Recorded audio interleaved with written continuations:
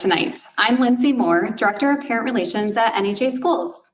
We're lucky to have Brian Gard here, Director of Safety. He's going to share NHA's safety framework and how we work to keep our students, staff, and families safe. As parents ourselves, we know how important safety is, and we value our partnership with you.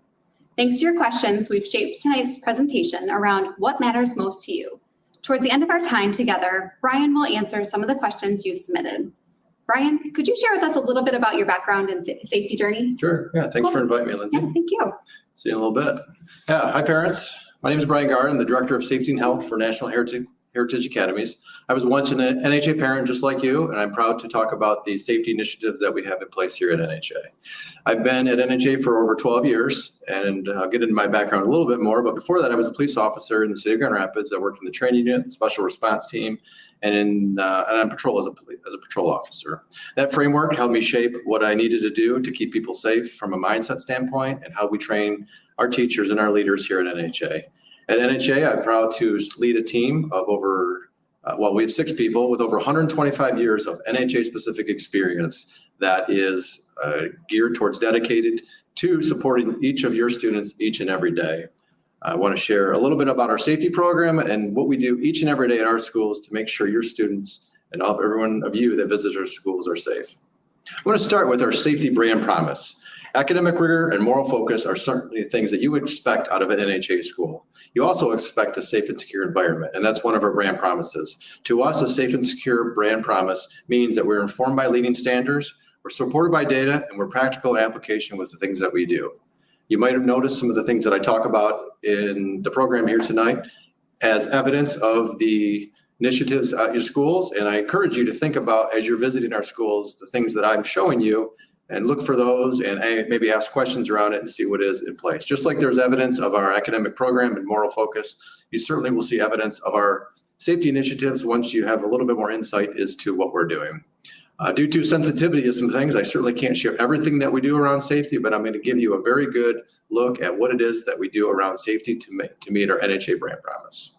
It really starts with being the basic around our framework for school safety. These are initiatives that we have come up with a system, and we have common goals and measurable items around each of these things. I'm going to talk about most of these items tonight, but I want you to know that everything around our safety program is thoughtful and has these very actionable items that mean something very specific to different people in different parts of the organization.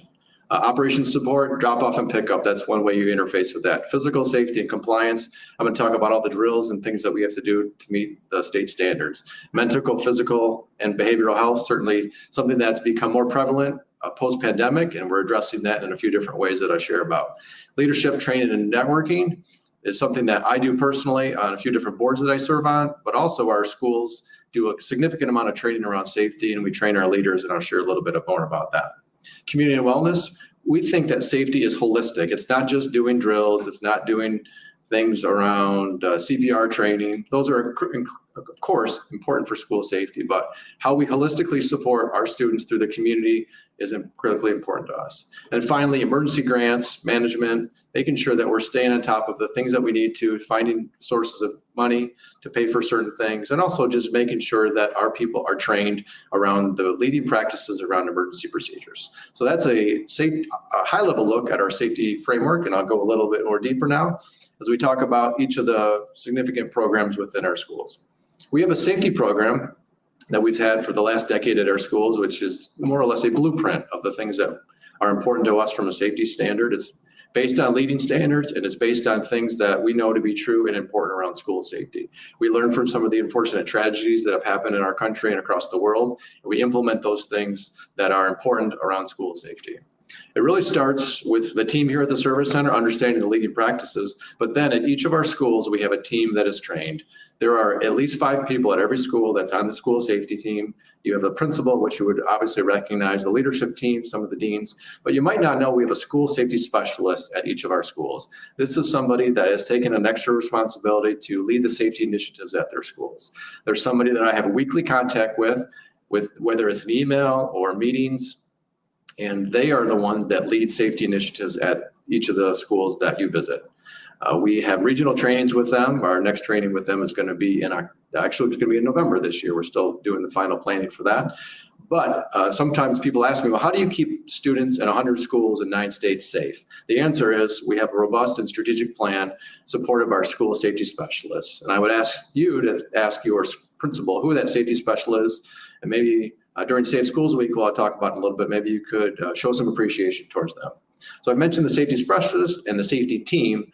Talk a little bit about training. I referenced our framework earlier on, and we have a fairly robust training that we do. Things that you might expect in place that all schools do. The back to school training is certainly something that's a priority. It's a training that I lead here from the service center that all the schools do, both the maybe the common part of it, and then they have a school-specific part of the training that they do. And then we do a refresher training when they come back from break in January. We also have the CPR and CPI training, which is around crisis prevention intervention. Obviously, CPR, you're familiar with what that means. We have behavioral threat assessment training that we do at our schools, and a whole host of compliance training on bloodborne pathogens, doing supervision, all those things that are important with our behavior with care model. So all those things are related to school safety. I do want to brag a little bit about the drills that we do. We obviously meet the state standards and the drills that are required, but we actually do 2 additional drills that aren't required by any state. And in fact, we've had influence in a few states to have them create standards around these particular drills. So you might expect us to do a lockdown drill, a evacuation drill. Something that's become more common is reunification. If the school building becomes unsafe for any reason, whether it's the threat or more commonly some kind of a gas leak at the school or something, we have to make sure that the students can go from point A, point B off-site and then get reunited safely with you. That's something that we practice with our schools to make sure that there is as much consistency and safety around that that's important. If I didn't mention this, 15 drills is what we do per school year. We sprinkle them in throughout the different requirements. We like to think about safety as a holistic year-long approach. We don't just do something at the beginning of the year and forget about it. We make sure that we are engaging our staff in different ways around the drills. Other things that we do around drills that may be different than maybe the different schools that you might be familiar with, we actually have our safety specialists engage different teachers, different members of the leadership team to be part of the drills. These are called staff-initiated drills. So the math teacher might actually have a leading role in the drill that might not normally happen. So it's not just check a box for us. We want to make sure that our staff really know what to do in emergencies and that your students are having the conversations with their leaders on the important things that they do. We have drill lesson plans that are age specific that their teachers can have conversations. If a kindergartner needs to know what to do in a lockdown, certainly that looks different from a high school student. So our teachers are trained to have those different conversations around schools. So that's just a pretty high level look around safety in our schools. And hopefully you can see how the evidence of school safety is robust in this particular area. Our safety program has a few different really main, I'll call them chapters. The first one being climate and culture. We obviously start with that because that's one of the core things we do around school safety to make sure that each and every day the climate and culture of the school building feels like a safe school. We know that students and staff are most effective when they feel safe and that they are safe, and we take a lot of pride in having a safe and secure environment. You'll see a couple pictures here. These are from a celebration that we do each October. It's called Safe Schools Week. It's a national event that we participate in. And we challenge our schools to also participate, and we give them different ways that they can do things around safety around their community. They sometimes, as you can see in these pictures, they invite the fire department to come. We have law enforcement visit. Sometimes they write thank you notes to first responders. We have different themes every year. One year we did safety doesn't happen by accident.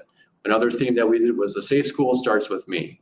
All of these things are different points of evidence that we like to talk about around school safety. And I mentioned it's talked about at our schools throughout the school year. This is in October, a time when people are busy with academics, but yet we interrupt that learning time with a little bit of fun and talk about school safety in maybe a different way. Some schools actually participate in a safe school. They do something every day around Safe Schools Week. And we encourage them to communicate with each of you on the important thing that they're doing around school safety. So I mentioned Safe Schools Week. If you hear about it this year, inquire with your leadership team about it. Maybe send them an actual note of encouragement, or if you're a member of the first responder team, maybe you can be part of that at your particular school. I know your children would love to see you and a front and center being recognized by the schools. So it's an important part of our climate and culture around school safety.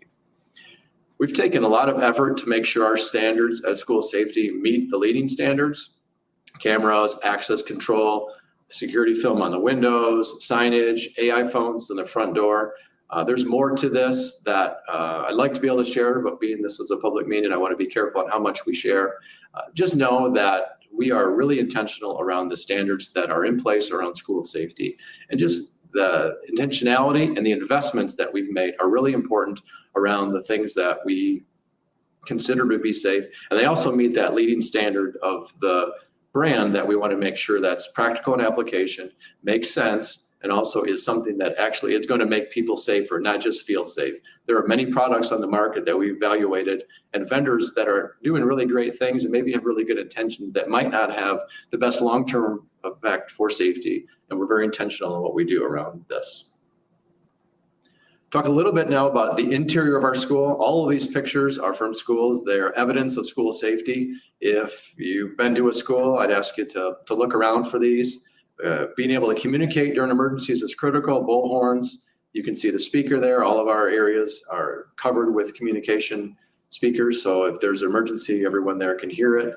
AEDs, the defibrillators, we at least have one, maybe two or three, depending on the size of the school. The backpack there is for emergencies if they have to leave the site. Obviously, fire pull stations, alarms are all common. The visitor management kiosk there, I'm going to talk more in a little bit. Cameras are around our schools, and you should see signage that indicates that there are cameras. And the one thing that you might not know is the evac chair. Any of our multi-story buildings have at least one, maybe two, depending on how big the building is. These are in the stairways or near the stairways. These allow somebody in the leadership team to help a student, visitor, staff member perhaps that becomes either incapacitated, unable to walk, perhaps they're disabled and they might not be able to get down the stairs or use the elevator during emergencies. All of these things are in place to make sure your students are safe during those emergencies. Each of our teachers are equipped with a few things here that I wanted to talk about. We have backpacks in our classroom that have some basic first aid supplies. Each of them have a radio, a traffic vest there, high visibility vest that you should see them wearing during arrival and dismissal, at recess, and during an emergency is really critical. Being able to lock and close their classroom door is important for a variety of reasons that you might find obvious. Being able to communicate, I've already mentioned that. Wayfinding around our schools is important. That's why we have the maps in place. Certainly during emergencies, people aren't going to look at the map, but familiarizing themselves in advance of that is something that is really important around the classroom standpoint. Different classrooms around the country might have a different layout. They might have different window configurations, but they all have this equipment that's in place. Our people know how to order more equipment if they need to, and we make this available and part of the inventory as we start the school year and then get the equipment back at the end of the school year so we're ready to go for the next school year. Another important part of our safety program is controlling access. You might have read some of the unfortunate tragedies around the country. This is something that can go sideways, quite honestly, if we're not being really attentive to this. So we want to make sure that all of our doors function properly. They close and lock. We make sure the work orders are in, or if doors don't work, we put them out of service. But all of our exterior doors are always closed and locked. If you're like me, when I went to school, this was not anything that was common. We could go in and out of many doors. But now our front door is the primary entrance. If you as a parent, we want to respect your time and energy, but we want to make sure that the people that come into our school are supposed to. So you have to be allowed into the school unless a staff member is there to greet you. They do that in the morning at some of our schools, and certainly at arrival dismissal. At recess is another place where we want to make sure that we're controlling access. A couple other things around this picture here with the controlled access. It would be unfortunate if a student had access to chemicals. There have been situations around the country that you probably haven't heard about because they haven't made the big news around students getting hurt, but certainly we don't want the students to have access to things that they shouldn't have access to. So we make it a habit with our facilities partners to make sure those doors are closed and locked. And we try to keep classroom doors closed and locked as much as we can. We want to make sure our students and our staff are mitigating emergencies and not only preventing for unfortunate tragedies, but day-to-day things that might happen when people come into the school and haven't checked into the office, et cetera. So those are the important things around access control that we think are important and that should be seen as evidence in the schools as we train our leaders to do this. Visitor management is another important part of school safety.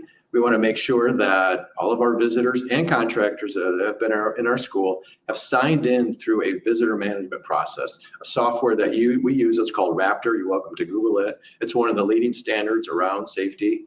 This is something that is becoming more common in schools, and I have just learned recently that there's a district here that I would assume they would have had this in place already. So this is not as common as you would think, but we've been doing this for a better part of a decade and making sure that people have, anyone coming into our school has been scanned in through the sex offender database. So if you've come into the school and asked to be signed through this, I would ask that you be patient with the front office team and follow the directions and just maybe thank them for having you do that. Sometimes we get a little pushback when people are busy, but it's there for your safety and your student safety. That's why we do this important thing. Another part of school safety that you might not actually realize is school safety from a traditional standpoint is student supervision. We speak about this quite a bit when we're doing our training and our back to school training, and you should see the parent control of teachers and leaders around students.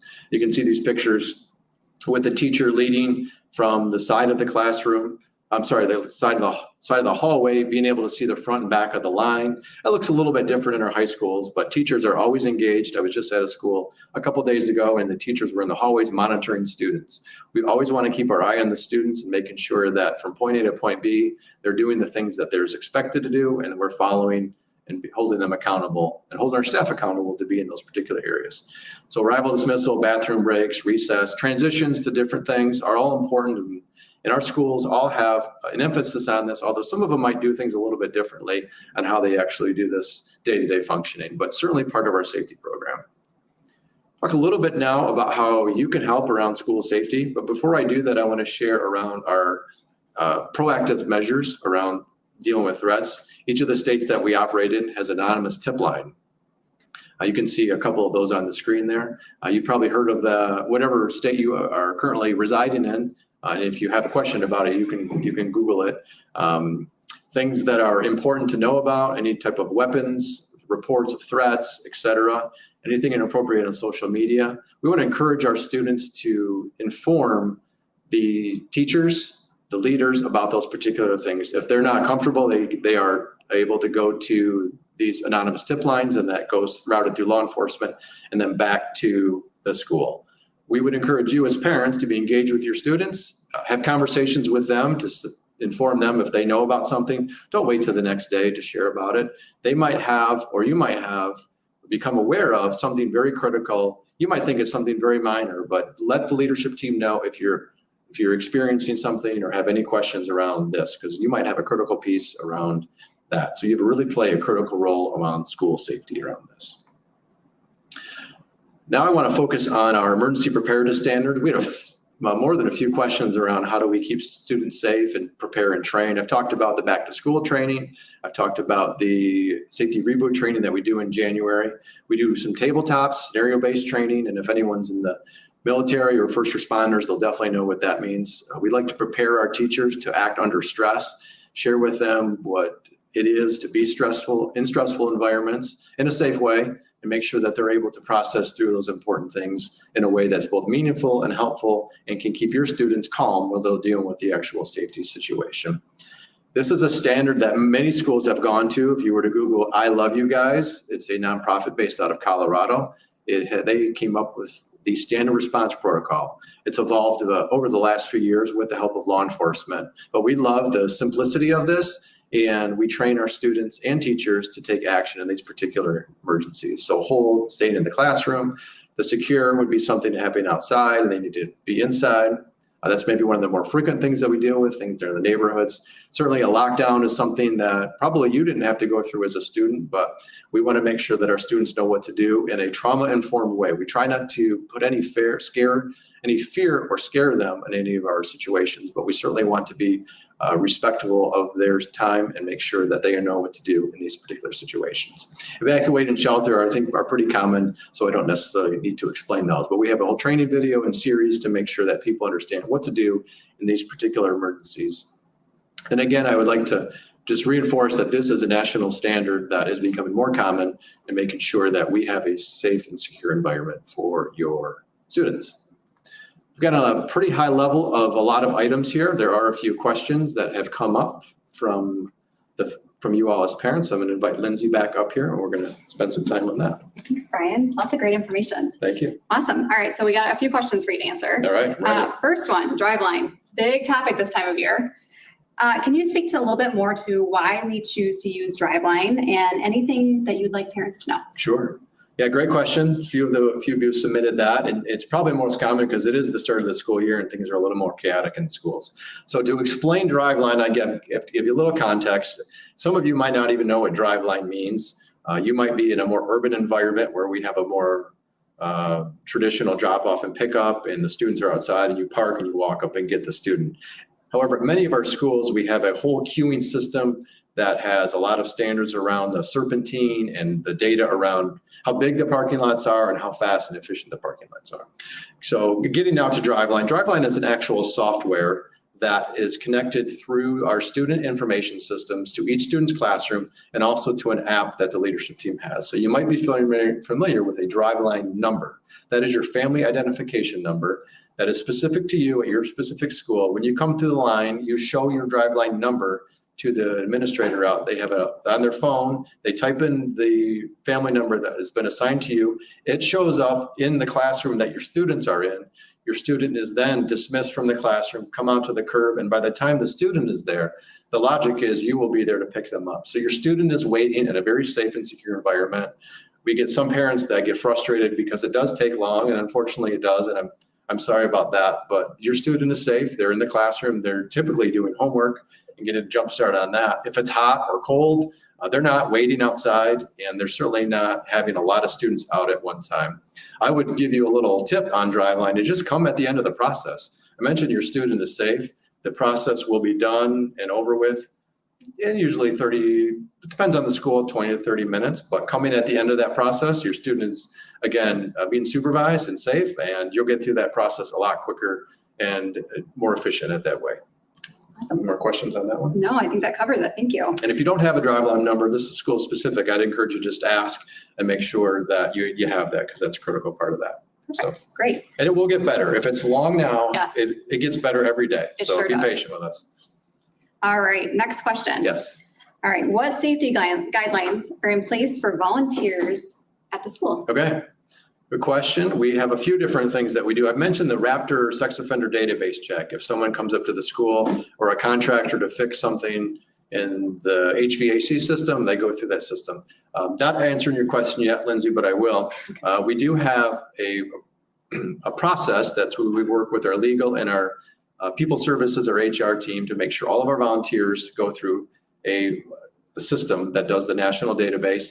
And it really depends on the purpose of your volunteering. There's 3 different levels that you would fill out a form in the front office to make sure that you are giving your intent to do this. And Lindsay maybe can talk about how people do that. But the 3 different levels, if you're coming in just for a school visit, is one particular background level of depth. The second one would be if you are doing a field trip, going to a local museum or et cetera, or we have a 3rd level, overnight background chaperones. Occasionally schools go to Washington, D.C. or some kind of overnight camp like that. And those are the 3 areas of background checks that we do. Awesome, great. And just a reminder for parents, it's back to school season and you have to fill out your volunteer form every single year. So if you haven't done that yet, go ahead and ask the front office and they can help you with that process. All right. All right, next question. You ready? Yes. Go. Okay. So what happens in the event of emergency at the school? How are parents contacted? Okay.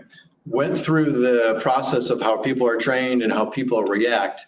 The part of this that I haven't shared about is the back-end support that we do. Here at the service center, I've got my team that I've identified, but we have a crisis response team. Members of the parent relations team that Lindsay leads are on this, members of our communications team, members from our business partner, our HR team, and special education to help with any student needs that might be in place there. So we can get together within a few minutes. We have a national crisis hotline number that all of our school leaders have in their phones. They can call, rings right to my team, and then we jump into action. We can get a group of folks together for this crisis response team together on on a virtual meeting or in-person meeting in a matter of 2 or 3 minutes, and we start the triage support. So during a crisis, what you can expect from your school is us providing as much detailed information as quickly as we can. We want to honor whatever is happening in the school, be transparent as we can, but we also want to provide a sense of calm and direction for you. So sometimes it does take maybe longer than you think. I know as a parent myself, information silence is challenging, but we're working really hard to make sure that our parents are kept abreast of that information so they know what to do during those critical emergencies. So we're hoping that you will get a real-time update fairly quickly about what to do, where to go. Maybe it's just to stay calm and that everything's safe.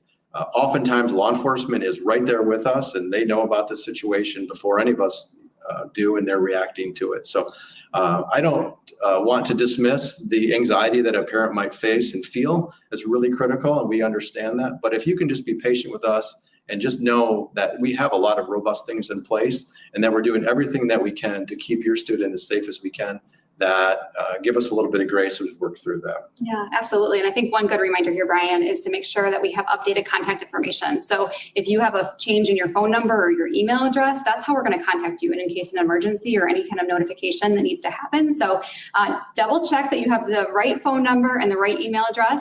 We also have our school communication app, which is School Connect. So make sure you download that as well, because that's another way that you can get communication. Great. All right, last question. You ready? Okay. All right. Safety is an ever-evolving process. How does NHA respond proactively? Yeah, thanks. I would say this in a few different ways. I mentioned earlier on about my background and my team, a couple of things that I'd like to share about. I'm on a few different boards. The state of Michigan has a school safety commission. Colorado has a working group that I was just on. North Carolina has a director group that I participate with.